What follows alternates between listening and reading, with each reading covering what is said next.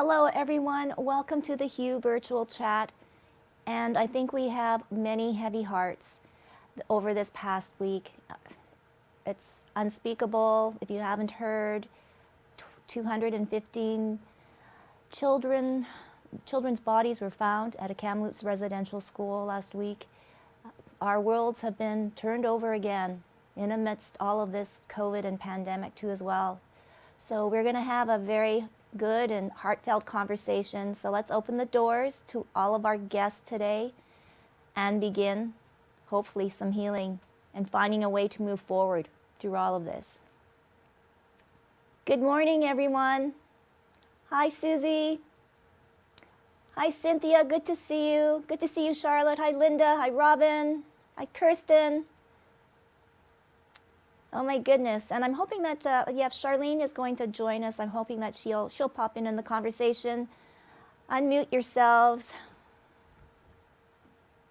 I don't even know where to start or begin, but maybe, you know what? My heart goes out over to the pond, to England. We'll start with our guest correspondent and our lovely, lovely heart. And more than ever, Cynthia, understanding is so important right now. And unfortunately, it will be without acceptance at first, but I'm hoping that the two can meet and we will accept and understand at some point. Yeah, and I mean, certainly, it hasn't missed me here across the pond in terms of the news coming out of BC, as well as, in sport. And Canada, unfortunately, is not alone. They actually had a 5-day moratorium on sports teams posting on social media here because of the amount of racism that was happening. And I would, though, challenge acceptance without understanding, Tracy, because the key part is that acceptance, it's not that it happened or that it was okay. Like that's never what you're accepting. What you're accepting is that it is what it is, right? The current tense. And then when you get to that place, then you can make other decisions in terms of what to deal with it. But if you can't get to that place, then you can never get to the place of having the open dialogue that needs to happen. So you still need to have acceptance that it is what it is. It's not good, but it is what it is. Much as, if for the sports stars that, online with these trolls and them attacking them, and you get the same thing. It's like they can't change the attacker. They can only change how, so they need to accept that that's how the attacker feels and so forth. And then the question is, what do they do about it? And then that is a series of actions. And that's still acceptance without understanding. Because remember, acceptance without understanding does not mean you need to accept it into your life. Right. No. Yeah. And that was the case too. I mean, with Ethan Bear. And I want to say hello. Is Charlene? Welcome. Hi. Sorry. That's okay. I was doing some stuff here and I'm like, I wonder how I'm going to get notified. So then I went on my phone and I looked up and there you guys were. So I'm sorry for that. Hello, good afternoon. Oh, no. And thank you so much for joining us. We've just been talking a little bit, before the Kamloops residential school story. It was the Ethan Bear story and the horrible racism. And then now, 215. And before Ethan Bear, it was many other stories. Many others. So, okay, so Charlene, it's been terrible the last couple of weeks. And I think that we all have heavy hearts. All have heavy hearts. Very much, yes. So I think our city's in a slumber. With your, I guess, knowledge and wisdom, Charlene, in the Indigenous culture, it is known that the elders and the knowledge keepers are the ones that people look up to. Where do the elders stand today, and why is it so important for you to really try and help not only the Indigenous community, but all of us find a way to heal? Well, I first want to acknowledge where we are, that we are on Treaty 1 territory, the land of the Dene, the Ojibwe, the Cree, the Innu, the Métis, and I acknowledge that we're here, right here on Métis territory, right here. And I am a Métis woman. Um, my name is Charlene, but my traditional name is Kigitu Kinyukwe. And my father and the ancestors on that side are from York Factory Cree Landing. And so I acknowledge the elders today and the knowledge keepers, um, and all of the people that, that may be watching. I acknowledge them. And I was listening to our friend Cynthia as I came on, as listening to her, and I've been since I've been talking with you and with Clayton. Mm-hmm. I seeked some guidance from a knowledge keeper and a very important person in my life. And I mean, this talk has been going on forever. Mm-hmm. This isn't nothing new.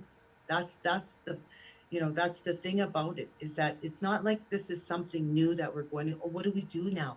No, this is like years and years, thousands of years of racism, and you say, what do we do now? I've been on this, on the earth, on Mother Earth, on this land for 55 years, and growing up and seeing the racism in my community. Back then it was very silent. It was very silent. You didn't really see, but today, because I believe, and in talking with some of the elders, and the elders are very sad. Right now is a very sad time for our people around the world, not just here in Winnipeg, not just in Kamloops, all over the world that are watching this. And it saddens my heart. It does sadden my heart. It hurts like a knife going through your body when you think about it. And then to see, the whole issue with Ethan. We are in 2021. We are in a generation where we have all this stuff and all this technology. And even those things are showing our kids. And that's where it starts. It starts in the home. It starts in the home. Babies aren't born racist. I mean, we see it all over Facebook. You see a brown baby with a white baby, and they're hugging and they're so happy to see each other. You see those videos on Facebook and all across that social media like that. And everybody's, oh, is that ever sweet? You need to take action. Action is what's needed. Behaviors are what need to change. Cycles need to change. And I can give you, think about, just if you want to talk just about the Indigenous community, you start coming from that history of residential school, and you think how that plays on a person's mental health, on their mental psyche. You hear all these, I mean, it's now in scientific form, and it's only until it gets to that is when it's believed. It shouldn't have to get to that to know that these teachings, that this way of life, that these things that are happening are true and real. They happen. And that's what the society, the world has to know, is that this happened, folks, like right here in your backyard. And now you've got a young man who is very good at hockey, and those guys coming from the north, they're all good at we created hockey. We created that. So I mean, he's going to be good at that. You know what I mean? And it just blows my mind to see that I got to watch this on my TV after watching the game. First, I'm going to cheer on Winnipeg because, but and I'm so proud, and to see the syllabics on his jersey, like for us, that's progress for us, folks. That's progress to see our kids going up. That's what we want. Everybody wants that for their children. No, everybody wants to see their children succeed, their grandchildren. I want to see my grandchildren succeed. I hope I can see them get into hockey or get into something, that their dreams that they want to follow in their life. And that's what, whether you're Black, Native, you know, Hindu, Asian, whatever you are, white, whatever you are, everyone wants that for their children and their children's children. I don't think that's, you know what I mean? So what do we do now after how many years that this has been talked about? You know, how many, I think back, I was thinking when, like I said, when you asked me to come on, I first, I offer tobacco and I always go to my ancestors and I pray upon it because that's something we've lost. That's another thing that this whole world is losing, is that faith and that spirituality and checking in. You know, all those things are said in books and all those things are talked about, but rarely do we walk that road. You know, and even our helpers, our healers, you know, so now we have this young man who's a professional, and he's in this, in sports. And sports is a really hard place to be at, to begin with. It's competitive. You got to be on your game. All of that, right? As individuals, but then you're in a team setting, right? And not one person does that team. There's no, what was that saying? There's no I in team, right? You hear that all the time in the workplace. There's no I in team, right? There's no I in team for sports either. So it wasn't Ethan's fault why they lost the game. It's because we are great. The Jets are great. No, just kidding. So Oh, yeah, I think that acknowledging, look at in the school system, right? In the school system, we have all these anti-bullying, anti-racism, anti-this, anti-that. But again, nothing's going to change until people start to change, behaviors start to change, cycles start to drop. And I'm going to give you a story a little bit in regards to my own personal. My children are Cree and they're Ojibwe, and I raised them. I hoped I raised them to be proud of who they are. So I'm going to share a couple of stories. So when my son was about 8 years old, he always, for Halloween, he always was a Dracula. Okay, every year, nothing different. Dracula, mom, Dracula, mom. Okay, are you sure? You don't want to be this guy? No, Dracula. So Halloween, we start getting ready for Halloween. I start putting the white, smoothing the white like this on his face all over, smoothing it out, smoothing out. And I said, okay. I said, you're good now. Let's start getting, he goes, wait, mom, wait, I want to see. And he runs into the bathroom and we're in the kitchen. And all of a sudden I hear him say, yay, I'm white. Yay, I'm white. And my heart just, whew, to hear my little 8-year-old say that. And that's sad.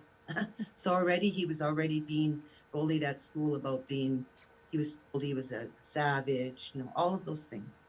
And my daughters too, they were called squaws in school, and so come to now, my kids are growing. My daughter has children, and my 2 grandchildren, I have 7 grandchildren. oh wow. But these 2 little boys that I'm talking about she's breaking the cycles of that. She's teaching her children very, very differently. And that's what has to happen. And people that are indigenous,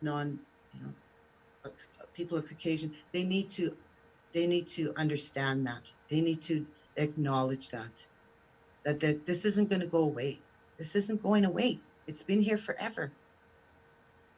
And as individuals, because that's what has happened in our society, I believe. And again, this is coming from my wisdom, me, and what I've seen and what I've experienced. And so we've come to a place, and this, what I've seen, is that we've come to a place where it's very individualized. It's not that community-based anymore. It's not that holistic anymore that we used to talk about, in those meetings used to go to, and we need holistic approach. We need, it's not about that anymore. Everybody is out for their own, and even some of our healers that are working in that social services and all of that, you always got to check yourself. That's all you can do. That's all you can take care of. This is what you're responsible for right here. Your body, your mind, your spirit, your physical being. And so you got to make change in here. I can't change that man that's going to be calling so and so this and that. I can't do that, but I can educate that man, and I can make that a man aware of what how his words are hurting. And people don't like doing that. They're afraid. We've come to become a fear-based society. Everyone's afraid. I don't want to say nothing because they might get beaten. I don't want to say nothing because I might get shot. Like, that's where we've come. And you watch history. Go back and watch the history, and you see that we're repeating it. Mm-hmm. That's what's going down.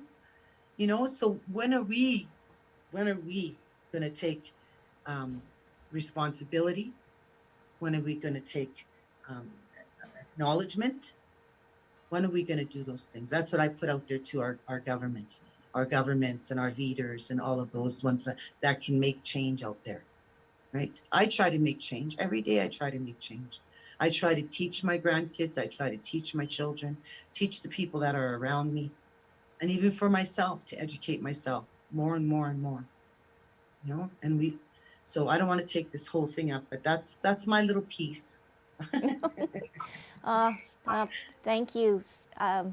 We're gonna get back to you, Charlene. I mean, it's such a, oh, yeah, I don't know where to begin, but I'm gonna go to Susie because I talked to you, Susie, and you wrote something that I found profound too, and got me really thinking ahead, right, moving forward, which you always shine a light on.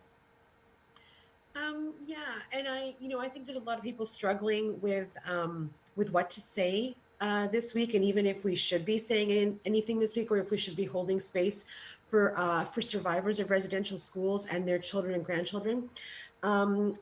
My post was meant to put into words and perspective the struggle that I feel as the child of immigrants. Who have a different experience of what it means to be Canadian and what it means to be here on this unceded land and stolen land. And my post was meant to encourage people like me, first generation Canadians who are born here from immigrants, to understand that our parents didn't really get that information when they came here. And if they did, they didn't necessarily understand what all of that meant. I know I can remember being in high school, and this was just around the time of the Oka crisis, and Meech Lake Accord was coming up. And I know that in my parents' circles, people would say things like, that happened so long ago. People need to get over this stuff, and we need to focus on what's happening now. And I can remember as a teenager, as a kid, thinking, well, I don't know if that's actually right. Like, this is history. I'm a history buff, history major. This is history that we're making, and we are supposed to learn from history, and yet we're doing the same thing. So I don't think that I spoke up at the time because I was a kid and I didn't think I had the right to or the place to.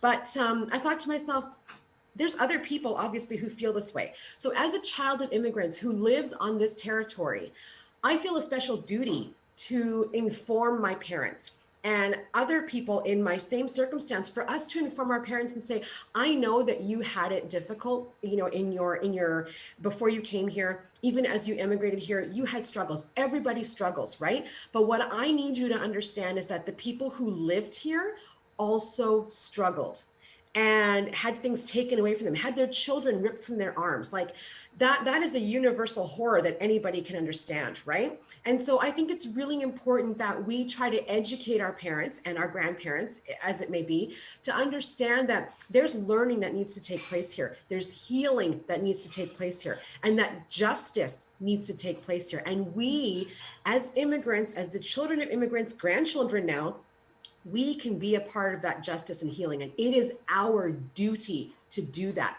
as we live here on this land. That's really important to me.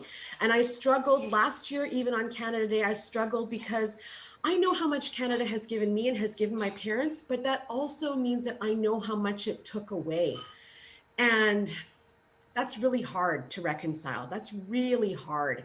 And the only path forward is justice, as far as I'm concerned. And you know I'm going to say that, but that is the only path forward. And that means that we must be willing participants in that justice. We must be willing to bear witness, and we must be willing to listen. It's not about it being anyone's fault. We're past that now.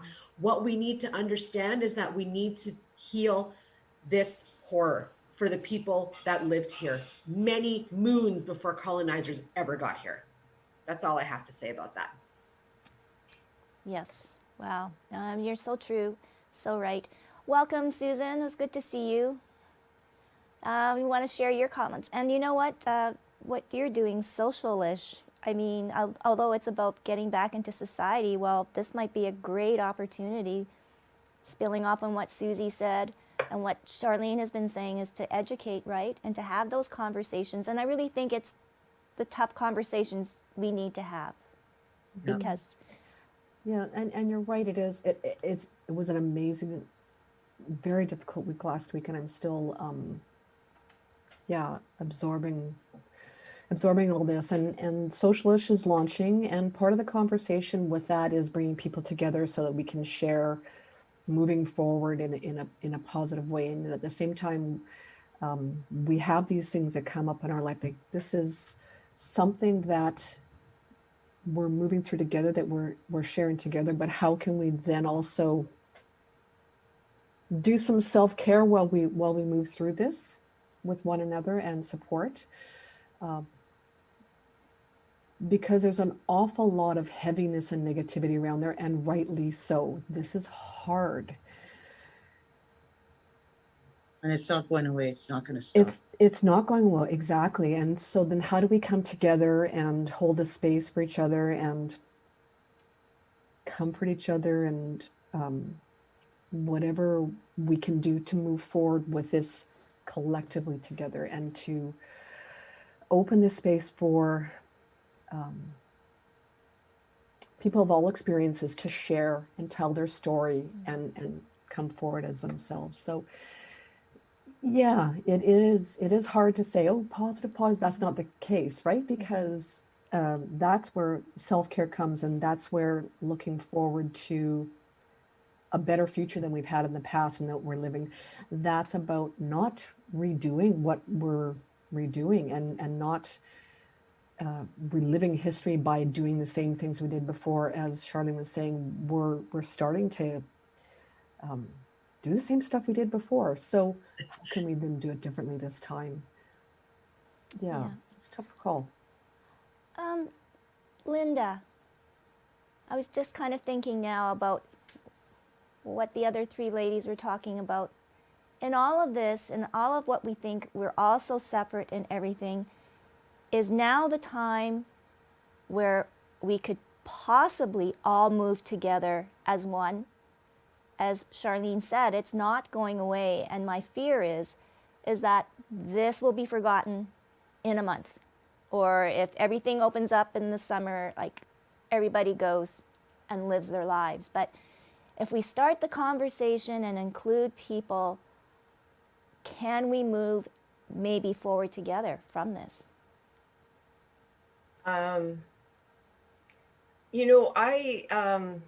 First of all, I really appreciate being here today. I think this is such an important conversation, and I'm here with a mother's heart, and I'm here really to experience grief in a group, because to me this is really about grieving, and it's to me, it just broke my heart seeing images of the shoes, people had it at the forks, and that made it very real, very just really heart-wrenching. And can we move forward together? I think of what Charlene was saying, and about holistic stuff. I think I think this is a time for personal responsibility. I think it's a time, as you said, Charlene, to check yourself and be aware of how racism is inside of you. And it's easy to point fingers and to say, these people aren't doing their part, these people aren't doing their part. And the fact is, we all have internalized racism in us that operates all day, every day. And to work on changing yourself, to work on getting better at listening to the voices that need to be heard right now, and those are Indigenous voices. I appreciated what you were saying, Charlene, that you're 55, so am I. Right on. And or am I 56? Good Lord. I was 56 last week. Oh my gosh. That shows my age when I oh dear. Anyway, we're around the same age. Yeah. When you were saying that back in the day, issues about racism were silent. People. Obviously, it was so prevalent, but people didn't talk about it. But you said that you've noticed that people aren't as silent anymore. And I wanted to see if you could expand on that, if you could let us know what you've seen has changed. Well, like, what I mean by that is, okay, so growing up, right? Because, and here, these have to be connected. This part and this part, your heart and your mind, you have to somewhere meet in the middle there. We come from here a lot. Lots of people come from here, right? They don't try to make that balance, or they come from here a lot and they get overridden. But what I'm trying to say in that is that, so, and going back to where we came from, right? You're seeing it on TV, in your face on TV. You're hearing it on the street. You're seeing it on the street. And people are, and both ways, not just in a negative way, in a positive way. People are speaking up and saying, some people, right? Because again, we've come into a fear-based society, and so people don't want to speak up. They're afraid to speak up. They're for a number of reasons, right? It's not just for racism. It's what you're going to say. Is that going to offend somebody? I know for me, I try to be, because there's a few times where I've said something, not even being aware of it myself, and how it affected the other person, right? We've come far away from that in feeling the feelers, and oh gee, maybe that comment that I said, I might have hurt that person's feeling. That doesn't matter today. It's like boom, boom, whatever they want to look on TV, in our sports, in our neighborhoods, move, get the hell out of here, go back to your, you hear that. I hear it. And it's so, I've come so sensitive now in doing that, my own healing and becoming responsible for my own self. How did that affect that person? Did I say anything that would have harmed that person? And so I go back to say, I'm sorry if I said anything that might have hurt you, or, because we're busy. We live in a busy world too, right? We're on the go. We're doing this. We're talking. We're in conversations all day long, different conversations, different topics, all kinds of things. And when you're not aware, you're not of yourself and what, within your own healing, within your own body, your own temple, those harsh words can fly out of your mouth so fast. And those things can hurt somebody that you never know. And, I wanted to speak about that grieving, about the grieving part too, right? We are, and we've been in grieving for a long, long time. And when people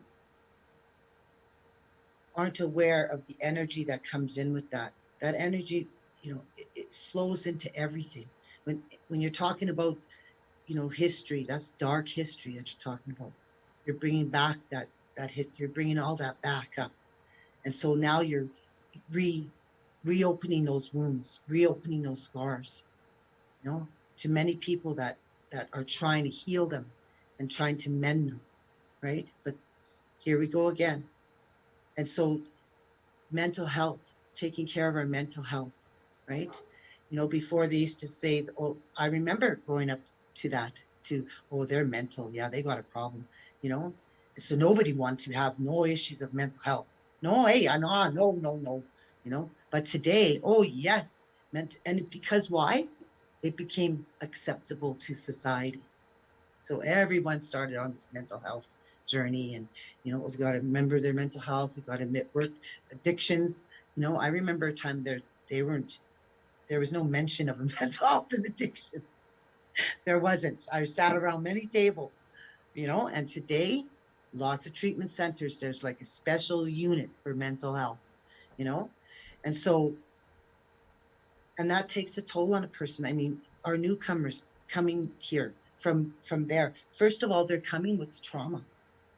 Wherever they're coming from, for whatever they live, they're coming here already wounded. They come over here, they're not told, just like our one of our sisters said, they're not told about what's to expect here. What matter of fact, and this is by an immigration person, they're told not to interact with us. They're told that we're drunks. They're told that we're low. We're the lowest of the low. They're told that before they come here. And so now you have, not only they're coming with their own traumas, they come here and they're thinking, oh my God, and a lot of them are put in those places where those pockets are there because that's poverty. It's there. All these things we're talking about have been talked about millions and millions of times over again. It's not new. So when you talk about racism, when you talk about all those things, the TRC, there's been things written, there's been actions that were supposed to be taken. What about those? Let's go back on that dusty shelf and get that book that was written how many years ago, back in the 80s, right? When they started with that. And I'm talking about the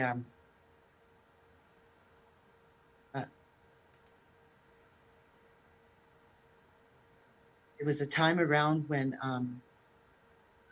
what's his name was shot and killed, and they did a whole investigation about it, and then they made the IGA, no, the Elijah Harper?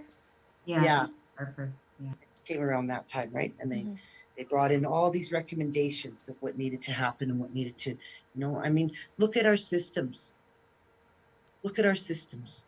They're all run on that colonized, colonial Western system. It's not ours. And I'm sorry, but there was a post on Facebook just yesterday, and it said about us as a people that we don't want revenge. We want recognition and we want action. Something has to be done. And we are a people just like everybody else. I work, I have children, I have grandchildren, I go in my community, I do the things I do in my life, for my life. You do it every day. Doesn't matter the color of your skin, doesn't matter the race that you are. If you're, whatever you are, French, Jewish, whatever you are, you do that in a daily life, and so do we. But this history shows that we weren't nothing. We were taken, our ancestors were taken as nothing. Someone's got to see that's wrong. Like, please, it's not done. It hasn't gotten that cold, has it? Like, I sit back sometimes and I think, holy man, my mom and dad were here. I told my brother the other day, can you imagine if mom and dad were here today? oh my gosh, my mom would be like, she'd want to run away. And she came here. My mom she came from the Ukraine, Oh, wow. you know, so yeah. So and for me, the Ethan Bear, I don't want to take away from that, because that was wrong, and something has to happen there. Just someone said the justice. Susie said the justice. There's got to be justice. There's got to be, someone's got to take accountability. That's the word I'm looking for. Mhm. Someone's got to take accountability for it. We have to take accountability as individuals, right? So as a team, like, how did it be back in the day? If one person got caught stealing, there was 4 of you. All 4 of you would get in trouble. So if one person's on the team and they're shooting off their mouth and saying all these horrible, horrible things, discipline that whole team so that team can make that guy responsible to say, look what you did, man. You know, like, there's none of that goes on anymore. So, yeah. And what do we do? Where do we go from here? What do we do? How many times have I heard that myself around the table? So what do we do now? What do we do? And then they just get shelved, or they get, summer's coming, the restrictions are coming less and less. Mind you, just the other day we were in lockdown, but now they're gonna lift restrictions. I don't know about that, but whatever. So yeah, is it gonna be forgotten? No, we can't let it be forgotten. We can't let it be. And we, as you say, we have a space, we hold space. Let's hold space. Let's hold space. Let's make them accountable. Let's take, like another sister said, let's take, your action on what are you going to do about it? Let's start saying that. Well, what are you going to do about it?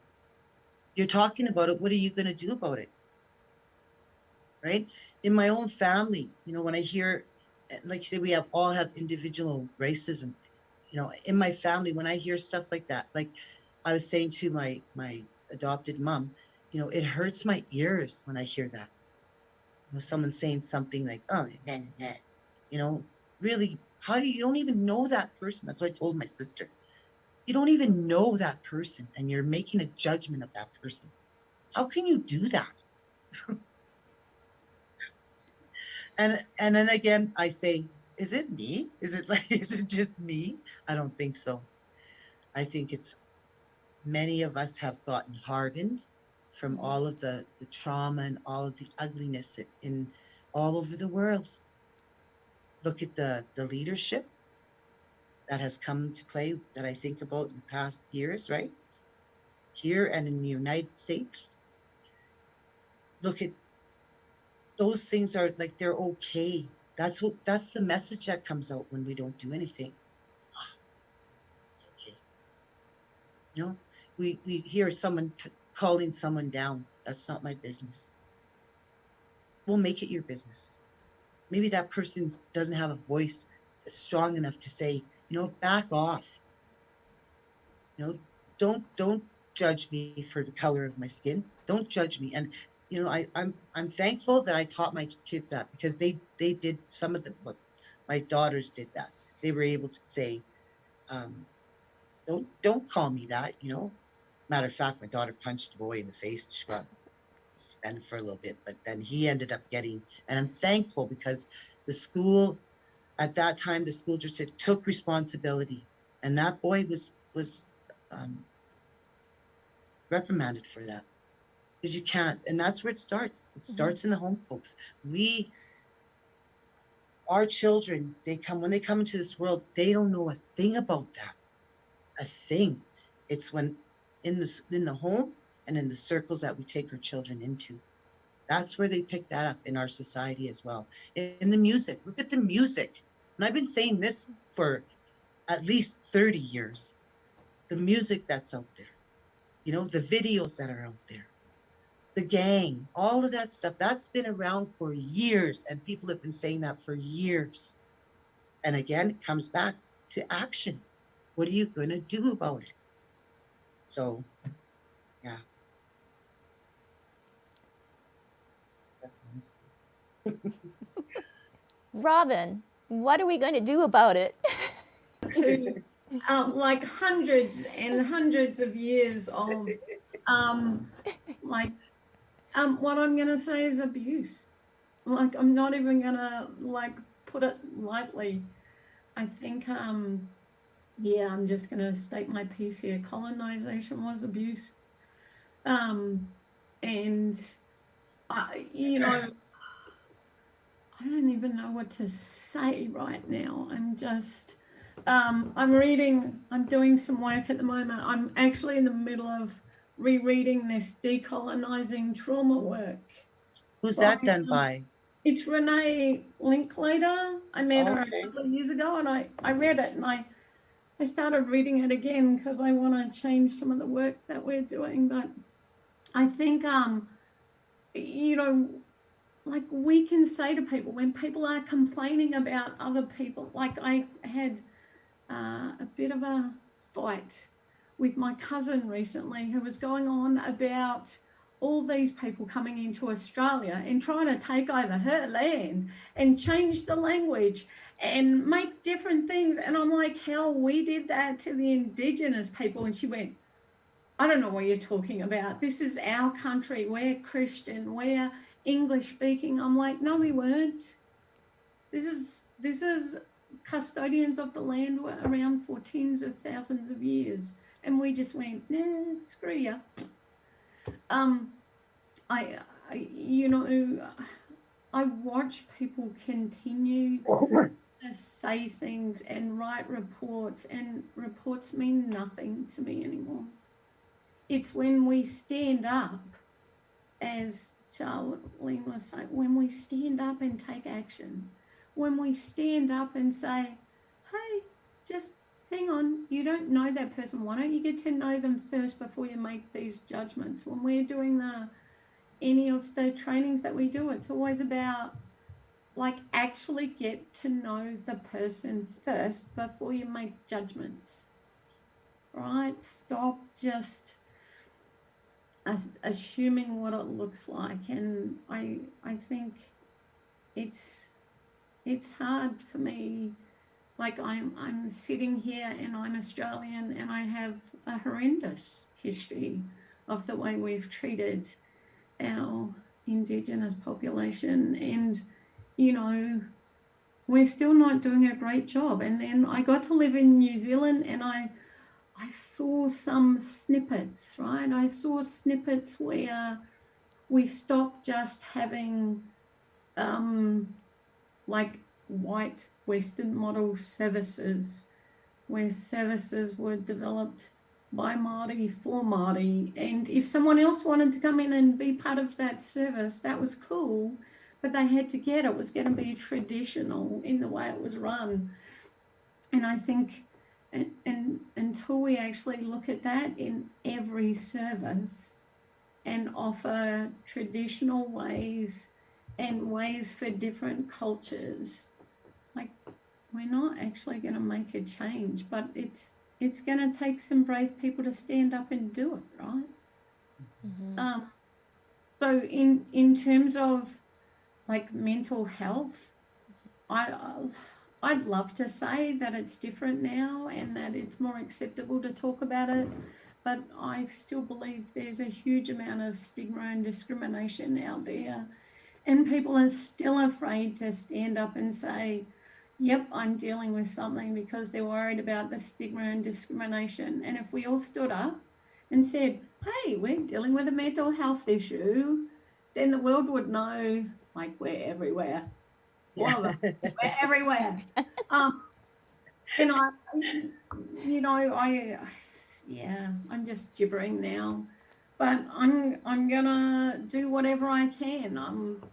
I had a Indigenous group come and ask me to, play with my training, and for them to, for me to work with them to make it like an Indigenous framework. And we're talking about the 7 generations and feather discussions and like decolonizing stuff, and it's just a gift. And if we could all allow ourselves to be in a space of learning from others instead of thinking we know what's right for someone else, that's the only time things will change.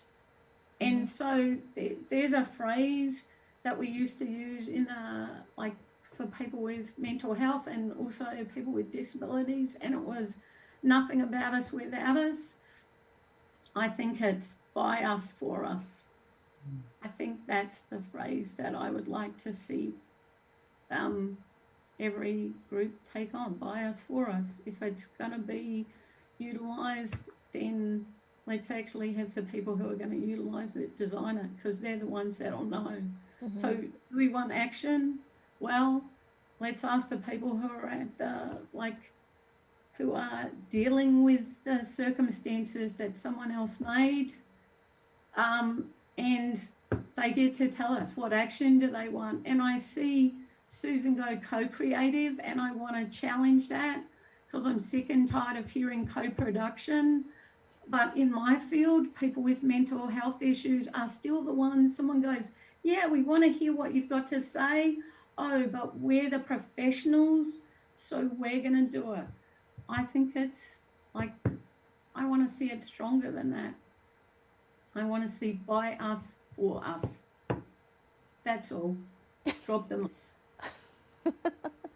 Oh, I want to go to Charlotte and Kirsten to talk, I think, about the families of or the school survivor families, but also the families of today. Like when Charlene mentioned her daughter is changing right now with the way she's raising her children. Let's talk though about how trauma can affect a family, right? Oh. Mental health and everything else in that bubble. Charlotte. Okay, that's a big question, Tracy, and I'm going to let Kristen answer it as well. But I wanted to start with finishing a little bit on what Susie was talking about and educating ourselves and our parents and our grandparents, but also supporting our young people, because the young people that are part of my world are really, they're putting action to speaking up. What Charlene was talking about, and how can I support them to continue that voice, because they're saddened and they're hurt and they're wanting to make change and they're wanting their voices heard as well. So I'm really proud of the young people for coming forward and talking about it. You know, the trauma piece, and Kirsten, you got to come off mute and talk on this as well. We work in this area with so many families. The impact of the generational trauma that Charlene was talking about, that darkness that comes with it. We all bring into our families our stories, and we add that to our family story. So thinking about, you know, the words what Charlene was talking about. And when we're working with parents who have a child who are struggling with mental health challenges, and it's all focused on the child and what's wrong with the child and what happened. And when we start to talk about what happened to the child, but also in context of what happened to you and what your role is playing in the mental health of your family and your child's story, that's when we see so much dialogue happen and change happen, and the supports come forward in how each member of that family can start to come together and support each other. Kirsten, you want to come in on that? Oh, I just think you're doing an awesome job in explaining that, and yeah, and it's looking at you know, there's been a big shift in mental health around away from what's wrong with you and what label are we going to put on you to what happens in your story. You know, what happened to you perhaps. And maybe, Charlotte, I'll let you continue. You're doing an awesome job, and I'll chime in after you. Did you say Charlene or Charlotte? Got too close. You know, Tracy, like when Robin and Kristen and I were on talking with each other before coming on your show today, I know for Kristen and I, we really wanted to listen and learn more and see what we can do, you know, going forward, not only to educate ourselves, but also to find our voice and to make change. Charlene, what we do is we support a lot of families who have family members who are struggling with mental health and or addiction. And we come from lived perspective because that's our world. We have family members who struggle, and we work with many families across Canada from all kinds of backgrounds. And it's a service that we offer for free, part of Robin's and my business. That's our Here in Give Back to Winnipeg? community. We're based in Winnipeg, yes, but we work with families everywhere. So that's our Give Back to community. Robin's rolling her eyes at me because I had to choose between Ontario and Manitoba, and the border was not happy with me. So I'm living in Ontario right now because it's my happy place beside the lake. So we, like I said, we work with families, and so we see a lot of effects of trauma. We see a lot of effects of, like we mentioned earlier, bringing your own history into the story. And we look at supporting parents and family members to start to look at themselves and how they can support themselves. Because so often when you're caring for someone who's struggling, the last person you're thinking about is yourself. And only when you start to take care of yourself do you see change within your family too. So I was loving I wrote down your part, your body, your mind, your spirit. Like because we talk a lot about that. So I'm going to be taking that with me. So thank you for that. I just wanted, if you don't mind, I just like to share something about family. Please. And I want to acknowledge, all of us as women first and foremost, and acknowledge grandmothers and the mothers. No, mother and a grandmother. But you said something got me thinking, Kristen and Charlotte, about, so when you're talking about family, right? For us, family was the governance of that's how we governed, was by family, with love, caring, sharing. And that's what that teepee represents, right? Represents all those poles, and it all has a meaning. And those are all laws, as we would say, in our family unit of how we have to be and how we have to live and what roles are what and all of that. And there's prophecies and there's passage of rights of how that all got passed down and everything, right? But when that gets broken and traumas are starting, that family concept of family is null and void sometimes, especially when kids are being taken, because we have another system that is doing just what the residential school system. That's the child welfare system. I ain't gonna lie. I can say that. I'll say that right on the top of the legislative building by the Golden Boy.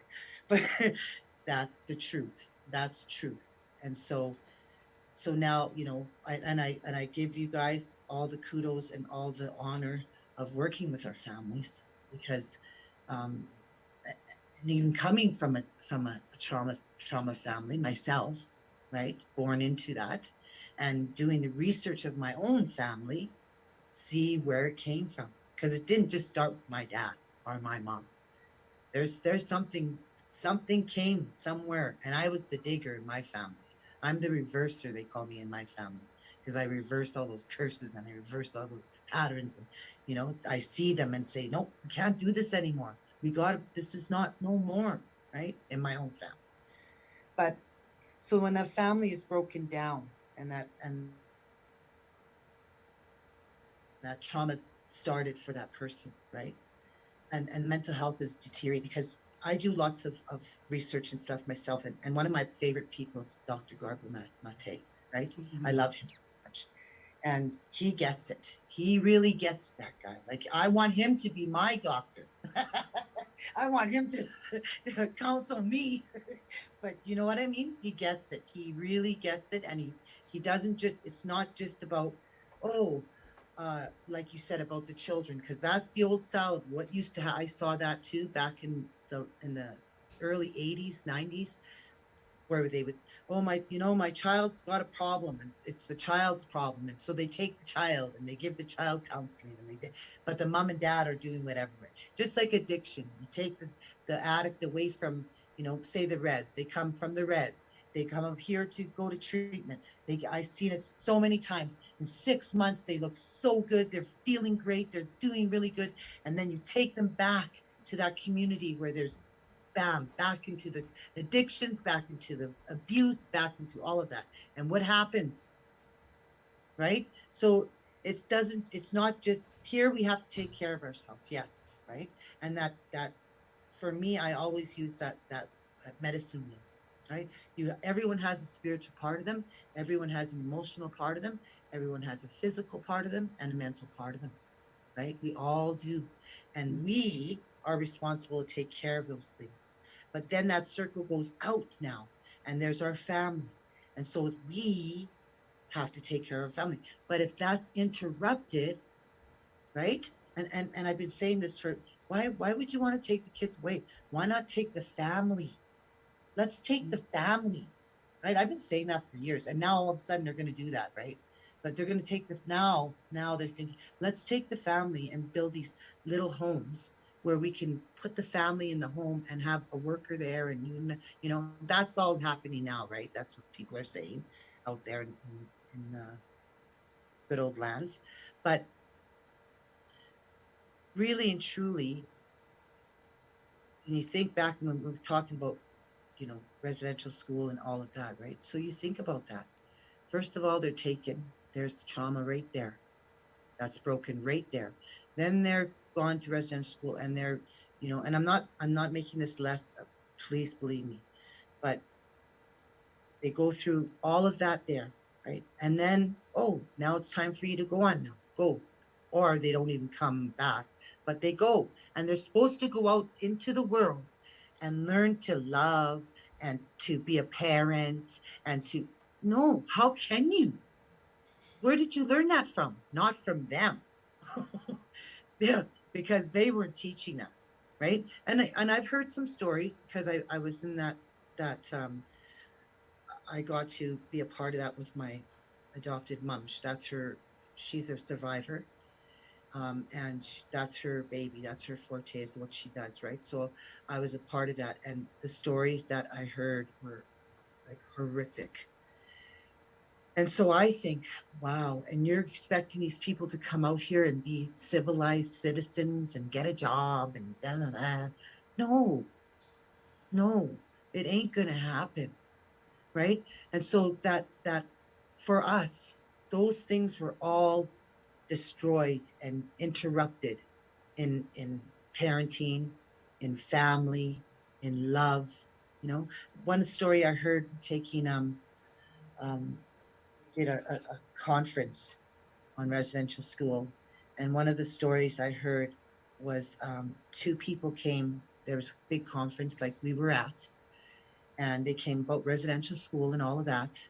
And later on, in the evening, they would go out for dinner and drinks and whatever. And so they went out and they were talking, man and a woman. They got along, they met each other, they got along great. They were talking, sharing, laughing, everything.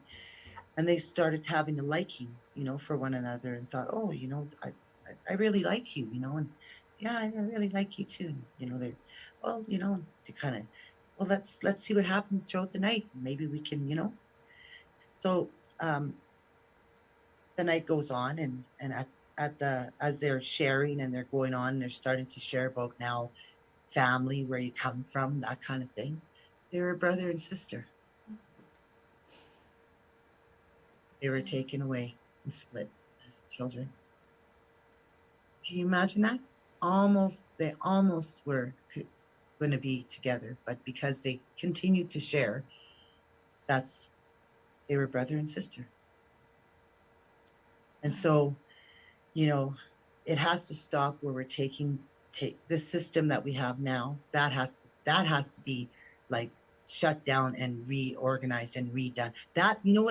What has to happen? That legislation has to change. That legislation for the Child Welfare Act was written in 1921. Like we're in 2021. So that has to change. That has to all be written differently and shared differently, because how I see family, how as a culture, as a traditional cultural thing, is very different than what another person And then don't forget now, these mothers and fathers are going into treatment, and they're now got to take these parenting classes, right? And the way that person, because when you all know, I know you all know this, that when you deliver something, when you're speaking about something, people look at you like, well, she must know something or two, look at, she's up there, she must know a thing or two, right? Well, I hope she knows a thing or two, she's teaching us. so so you go and you hear this talking about parenting, and many times I've asked the facilitator, do you have children? No. How old are you? 29. Wow. I was like 26 and I already had two children. So, and I mean, I'm not saying about that, but you get me where I'm coming from, right? In the format that now you're going to tell me how to parent my children, and you don't even have children, but you went to school and you learned all this stuff from a book. Well, give me that book, because I need to have it 24/7. There's no book that I went by in my parenting. I'm sorry. You read, you learn, you learn. You can take a little bit here, a little bit there, but the vessel here is the one that shows those little ones and guides those little ones. And if our people can't do that, we got to help them then, not take kid away. Sorry. That's one of those, that's a passion for me right there, in regards to, child welfare. Well, that's huge. Well, we've almost come, well, we're over the hour. Cynthia, I just noticed a comment, and maybe on closing, to give us an international perception of Canada. Yeah, in the last dozen countries that I've been in, everybody goes, oh, Canada, like, and you hear about all these great things. But, just like Charlotte was saying, you remember that Canada has been charged with genocide of Indigenous peoples by the United Nations, right? Like, you remember that's the Canada we're talking about. And nobody remembers that. Nobody remembers, they think of it as this utopia of some sort. And I just feel it's my duty. I mean, it's a great place. I love Canada, but I think people need to see Canada in its true light. And it's not this amazing place that everybody thinks it is. It may be better than other places, but it's not perfect. And until we start owning that, until Canadians start owning that they are part of an ongoing genocide that needs to stop. Yeah. Well, thank you, Charlene. It has been an amazing conversation, and I would love to have you back, because I think there's just so much more to learn from you. Because I'm curious, and I am very concerned for the next generations, the future, right? Yes. Yeah. And by having these conversations, we all learn more together. I've learned recently, just talking to a couple of authors that have written books on the Japanese internment, and even now I am thinking more closely into it, and of people or relatives that disappeared or went missing, and you are right, history is repeating itself, and it does have to stop, and hopefully I would encourage and invite anybody that would love to share their stories, their lived experience. Susie, in your community, in the Filipino community, Charlene too, this is a safe platform. You've met all of our fabulous crew here. Be back anytime. Yeah, we're still not going anywhere, so. Yeah. But I want to thank all of you for all of your wisdom and your knowledge, and for having me here. And I ask in a kind and gentle way that you keep our ancestors and those ones that are hurting, just keep them in your prayers and in your thoughts for today. And I'm going there right away. I'm gonna go sing over there and be over there and take a teddy bear there. But yeah, because it does hurt. It's very hurtful. And it's got to stop. It has to stop. And we have to, I think, as well, for me as a woman, I know, and a grandmother, that I'm tired of not saying anything anymore or hurting somebody's feelings, or, you know what I mean? It's not about hurting feelings. Like, look how many feelings and people you hurt, you know? And I think about my adopted mom, like every time she, she has to come back to those memories again every time that this is something's brought up, and they all do. It's not, that's what I mean. It's not going to go away, because guess what? How many residential schools are out there, and they're going to start searching? How many more bodies are going to come? And then again, we're going to have to go through all that again, you know? So I just pray, and I ask in a kind and gentle way that you say some words and say some prayers, and give some, some mind to that situation. And thank you all for the work that you all do. And I'd love to stay in touch with and all of you. And I'd love to be back. Yes. Definitely. Thank you. Thank you. Miigwech. Thank you, ladies. Thank you. Bye-bye. Bye-bye.